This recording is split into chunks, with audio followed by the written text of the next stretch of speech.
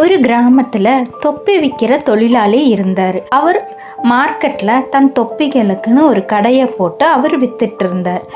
மாலை நேரம் வர மட்டும் அந்த தொப்பி கடையில் அவர் வித்துட்டு இருந்துட்டு திருப்பி மறுநாள் காலையில் அவர் என்ன பண்ணுவாருன்னா அடுத்த ஊரை நோக்கி போவார். அப்போ நைட்டில் காட்டு வழியாக அடுத்த ஊருக்கு போகிறதுக்கு நடந்து போயிட்டு இருந்தார்.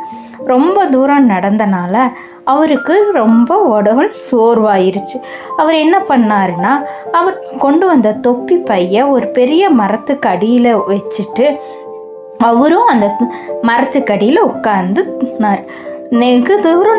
வெகு தூரம் நடந்து வந்த காரணத்தினால மிக சோர்வு அடைஞ்சிட்டார். அவர் என்ன அப்படியே உட்கார்ந்துட்டு இருந்தவர் தன்னையும் அறியாம தூங்கிட்டார். அந்த மரத்து மேல இருந்த குரங்குகள் என்ன பண்ணுச்சு அப்படின்னா அந்த பை நிறைய இருந்த தொப்பிகளை பார்த்தது. உடனே என்ன செஞ்சுது, ஒவ்வொன்னா கீழே வந்து அந்த தொப்பிகளை ஒவ்வொன்னா எடுத்துட்டு தன் தலையில போட்டுக்கிட்டு மேலே போய் மரத்து மேலே உட்காந்துக்குச்சு.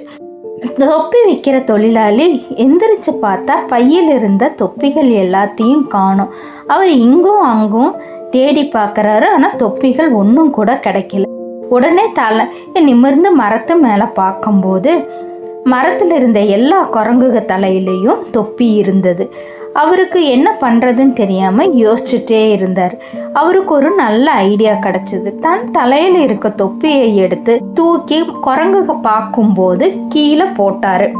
உடனே அந்த குரங்குக மரத்தில் உட்காந்துட்டு அந்த தொப்பி தொழிலாளி செஞ்சதை பார்த்தது தன் தலையில் இருந்த தொப்பிகளையும் ஒவ்வொன்றா கழட்டி கீழே வீச ஆரம்பிச்சுது குரங்குக. உடனே அந்த தொப்பி தொழிலாளி என்ன பண்ணினாரு அப்படின்னு பார்த்தீங்கன்னா எல்லாத்தையும் வாரி எடுத்து தன் பையில போட்டுக்கிட்டு அடுத்த ஊரை நோக்கி நடக்க ஆரம்பிச்சிட்டார். அங்கே போய் தான் தொப்பி தொழிலை செய்யறக்கு முடிவு செய்து தொடர்ந்து நடக்க ஆரம்பித்தார் தொப்பி வியாபாரி.